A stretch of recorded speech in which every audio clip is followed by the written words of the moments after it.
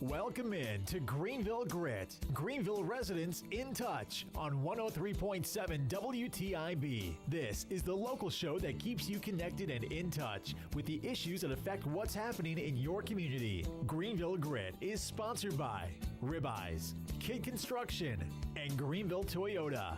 Now, here are your hosts for Greenville Grit, Terry Williams and Michael Overton.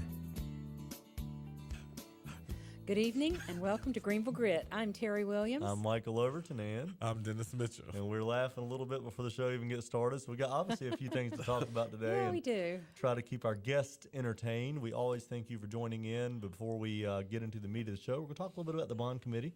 That's right. And maybe some city council meeting the other night. A couple of things we'll talk about there. But we always have to thank the sponsors that allow the show to go on. Thank you to Greenville Toyota. If you're looking for a new Toyota or Scion vehicle or a new used car, go see Craig Ghost and the Greenville Toyota team at greenvilletoyota.com across from Fresh Market on Memorial Drive, or you can call them at 321-3000.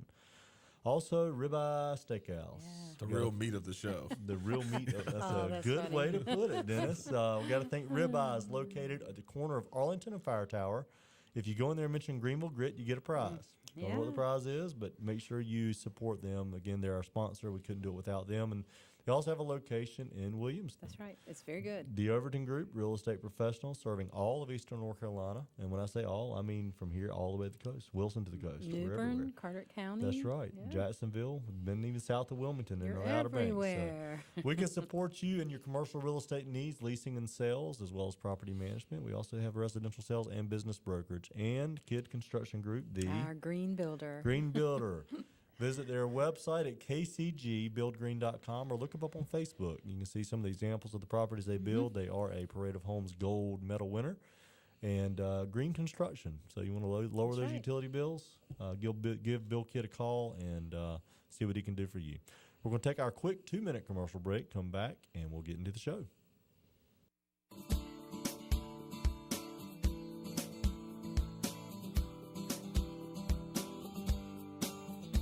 Welcome back to the Greenville Grit. This is Michael Overton along with my co-host Terry Williams and Dennis Mitchell.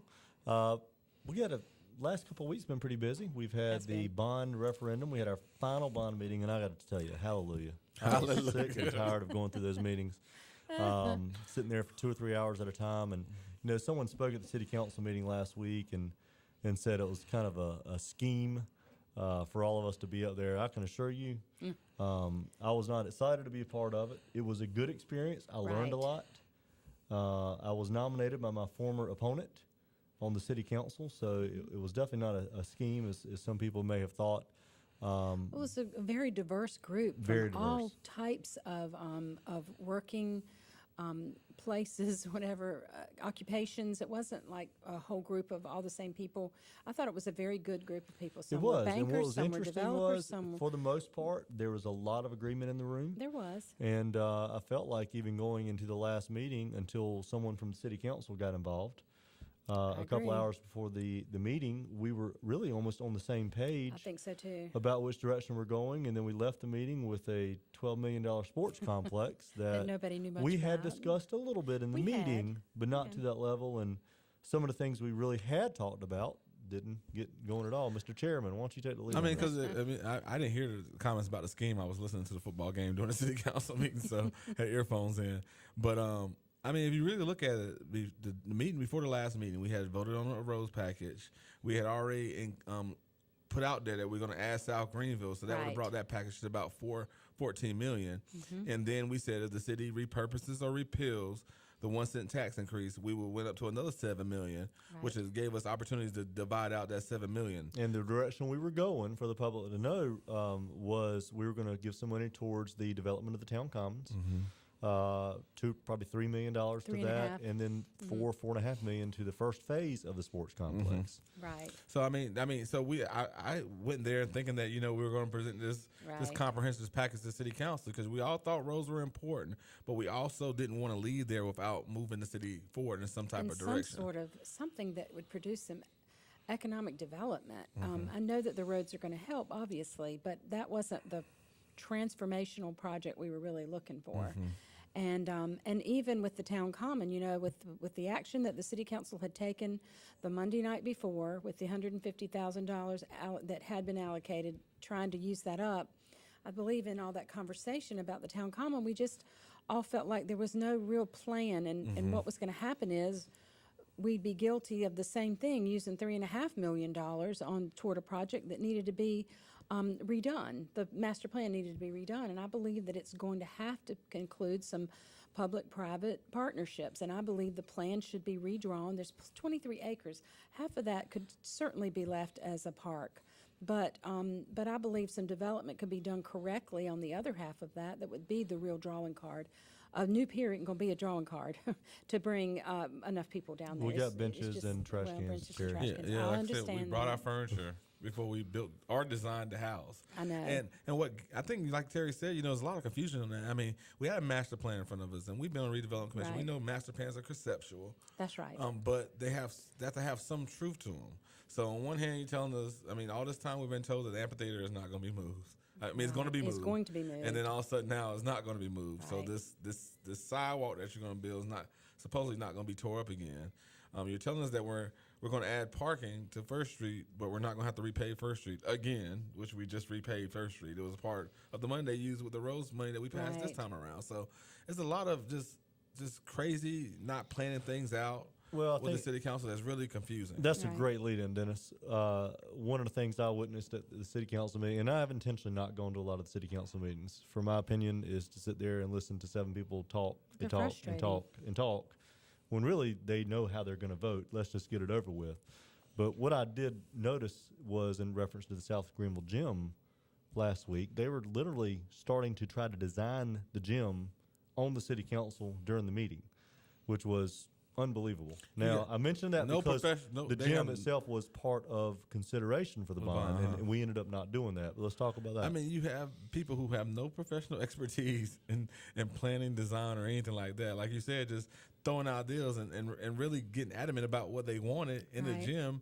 And the Parks and Rec director pretty much had to come in there and tell you, the gym is the same style you're getting at Drew Still. You love that. That was the thing that bothered me, because Marion kept saying, we want it just like Drew Still, just like Drew Still. And then after all the conversation about locker rooms, she apparently hasn't been in to look around to see if she wants it just like Drew Still, because there are no locker rooms at Drew Still. And most gyms like that don't provide, this isn't a gym like Fit for Life or something where you have all these locker rooms.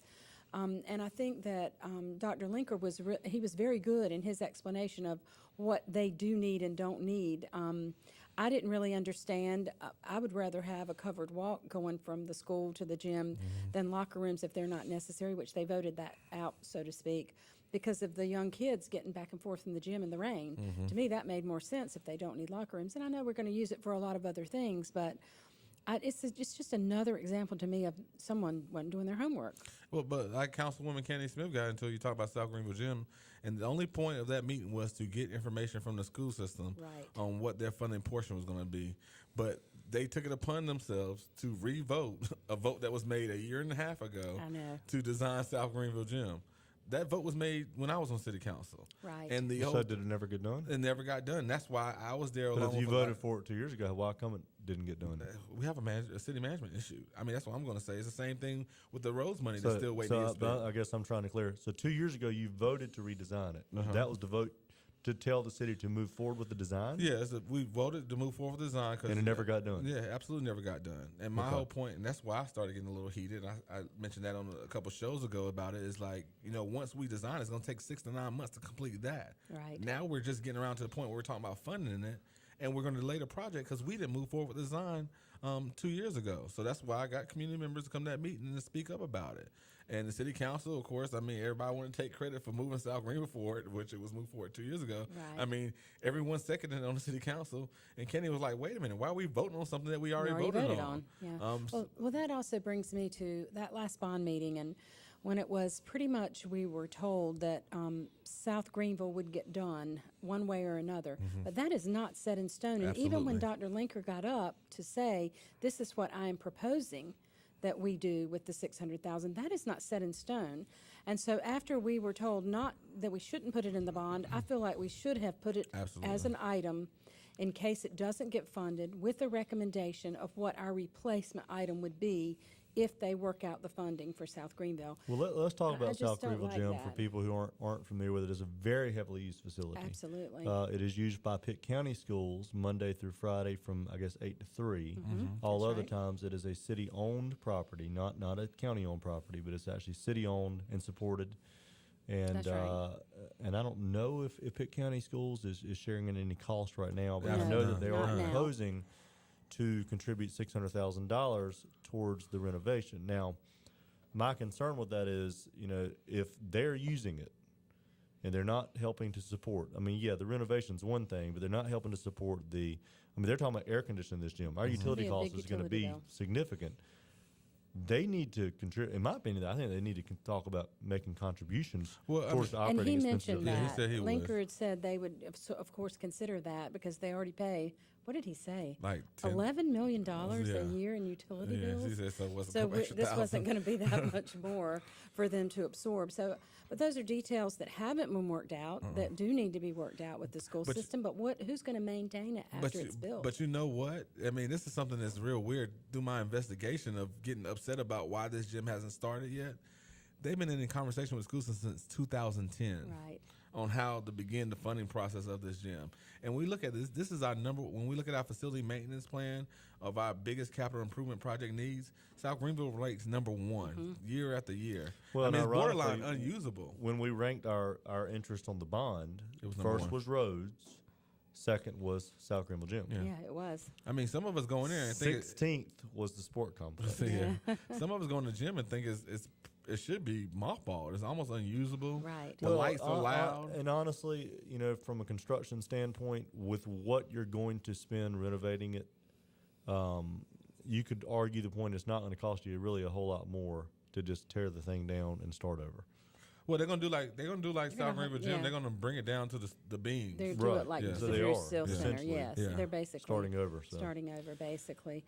But so I know. And talking about the sports complex, I mean, I think based on Well, let's talk about the positives of that. yeah, because there are a lot of great things. I don't know if it'll get passed, which brings us to the whole idea of the bond that the public needs to realize. There will be separate items. These will not be all blocked together. They'll be separate items. They'll be able to vote on roads, and then if South Greenville were to be an item, they could vote on that up or down, and they can vote on the sports complex up or down.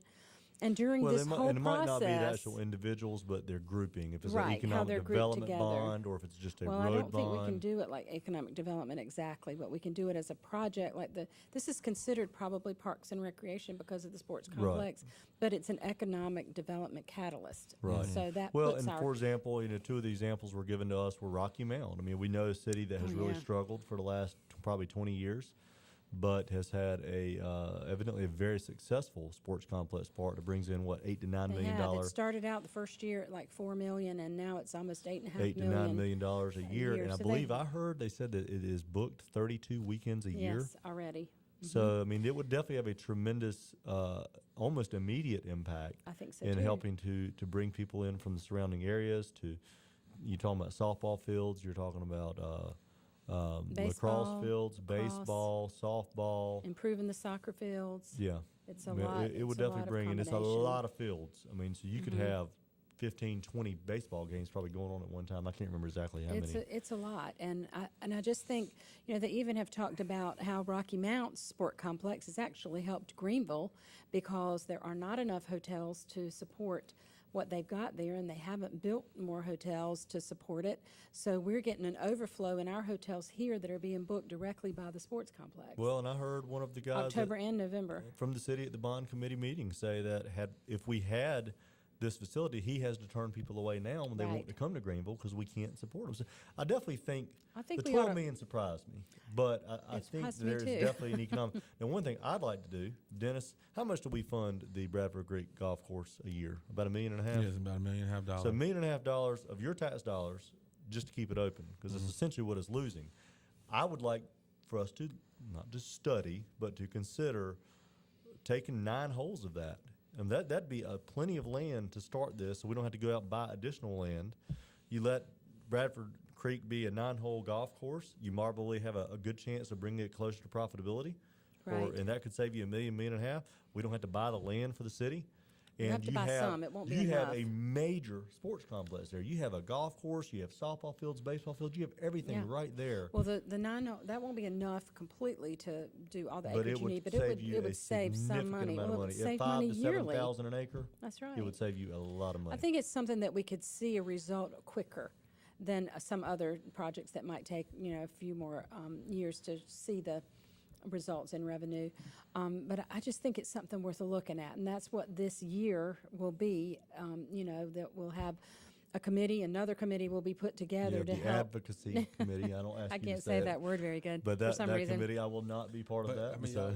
y'all putting the cart before the horse. The city council They still gotta has to approve it. pass something. You're right. They gotta do and it. I don't think any of us think that they're going to just rubber stamp what came out of the committee. I think we're Well, going to and see something totally unfortunately, different. talk about the meeting. There was, I had to leave early, but it sounded like there was a lot of things put up for votes and a lot of things voted Oh yeah, down. I mean we voted about 6 or 7 did. times on things. They were all voted down partly because of the conversation with some city council official, with some of the bond committee members, and it kind of put everybody into only voting on what they supported. And this group is so diverse and dynamic. Right. We all don't support the same thing, but we Right. can work together to But put we did a piece good things job of together working to come together. up with a package. And we And- had that. and We had we- a general idea. Before that meeting, we Yeah. had a general idea and of it where might we not were have been going. everybody, but it was a good majority. So of the I room. mean, that's what happened. I think everybody was confused and started going towards what they thought was a good idea, and then at the end, it was like, we're not about to walk out here without passing something. We spent too much time here. Everybody thought the sports complex was such a good idea because we heard the return on investment. So I think in the end, that's why that one was the That's last how it vote, got and on. that's which one was put forward. But you are right. When it goes to city council, they could add to whatever they want to, or take away, whatever they want. And I mean, and and- there's and- no predictability on this No. one. So. In the end, like I said, we talked about sports complex. It's not a bad idea. No, it's a great it's a idea. big, bold idea. You go ahead and fund the whole thing, get it up and running, and reap some of the benefits from that. So it's not a bad idea. We can fill up our hotel rooms, which allow us to build more hotels, which we all think we need in Greenville. Mm-hmm. So I mean, it's a good opportunity. Well, restaurants, hotels, and it also provides us an opportunity for people looking to move into the area and gives them another avenue, saying, "Hey, if people with young kids, we've already got a great sports program here, but I think that just continues to enhance that."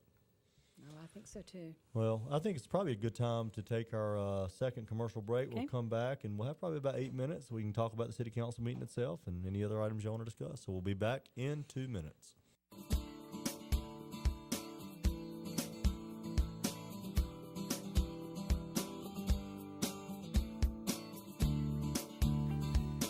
Welcome back, everyone, to the Greenville Grit. We've been having a lively discussion about the bond, South Greenville, just various cities' issues. And I think right now we're going to close it up just talking a little bit about the city council meeting, which is always a bit entertaining, don't you guys think? I think so, Dennis. I know you were up for Economic Development Commission. Is that a county level or city It's level? the Pitt County Economic Development Commission. It's a county board, but the city gives a recommendation to the county for 2 slots, and that was 1 slot because they had a resignation. Now, I started to bring it up on the show, but you were not selected. I was not by selected. a 4-2 vote. I was not selected, and the way it works is on the Monday night meeting, the council members state their intention of who they're going to nominate. I was the only one was stated as an intention to nominate, and council members scrambled. The other council members scrambled. The block of 4 scrambled to get their selection up, and I was calling and lobbying them and everything, and it was like, yeah, there's a lot of great people in there, but the person they got didn't even turn in a talent bank form to the day of. That's a form to state your intention that you want to be a part of it. And, of course, there's a section that says why you think you'll be an asset to this, and I typed up a whole page-long thing explaining how I know all 3. I know the Chamber's Economic Development Plan, the cities and the counties. I even merged them together and put a document together back when we were talking about it. And this person didn't even fill out anything on the asset thing. So it was already a foregone conclusion. And it kind of bothered me by the appointment. I like Mark McCarty. He's I think the vice president of TAP Properties. Right. One of the big project they're doing downtown, which we gave incentives for, and so did the county. I like him, but I mean, I think it's kind of a controversial pick in my opinion. He works for a major developer in the area. They've got city incentives. They got county incentives. They're probably going to do more projects. We're going to get city and county incentives. It very concerned me. I mean, of course, I'm biased. I think there's probably not too many citizens who has the level of knowledge of economic development that I have I mean, for all practical purposes, I'm the father of the city's economic development Yes, office. you are. I like to call myself. But, that pick kind of worries me a little bit. I mean, anyone else, I probably could take a little more, but it kind of worries me from a standpoint of, really being transparent and upfront and open where we're going with here. Well, I think that is tough. And that's tough to talk about because, I'm friends with some of those guys, but As I I am think too. that And we all are. there is a point to that if you're working for a developer, you're now going to be on the Economic Development Commission. So you're going to find out everything well up front about what's going or potentially That's coming right. into the city. I don't know. That doesn't seem to be arm's length. A little bit of concern there. I don't know, Probably Terry, a what little do you bit of think? concern. I think so. Well, when I heard the nomination, I have to say I was surprised. I was just surprised because of the connection, because of the very things that you say. And I'm not saying that they, won't be above board, but it just, it was just a cause for a little concern. I thought that, I'll have to say, I think you're highly qualified for that position. Who was the other appointed council person? Do you know? Oh, it was some time ago. I don't know who the I other don't know person was. who it is either. Yeah, these So appointments- what's the deal with that? I guess it goes, all right, it passed our city council. It goes now to the county It's commissioners. pretty much a Okay. recommendation to the county. The And I county believe the votes. county can either choose the person or tell the city council we don't want the person, give us another one, or something like that. But I don't know when they're going to make the decision because I Right. think they have a couple other appointments coming up on their side. So they might wait to do them all together. And how long was that term for? I think it's 6 years. Right. Wow. It's a very long time. And like I said, I mean, I wasn't putting. I really didn't believe I was going to get chosen.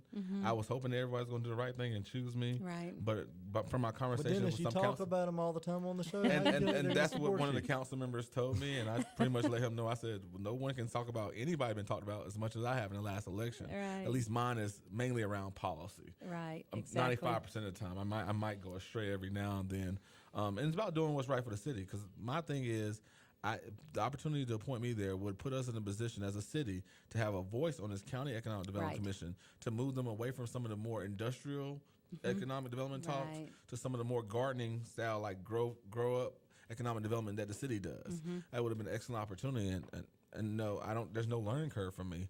So I mean, but that's my biasness and everything. But I think the point that they made a political pick instead of the best pick, I think is what Right.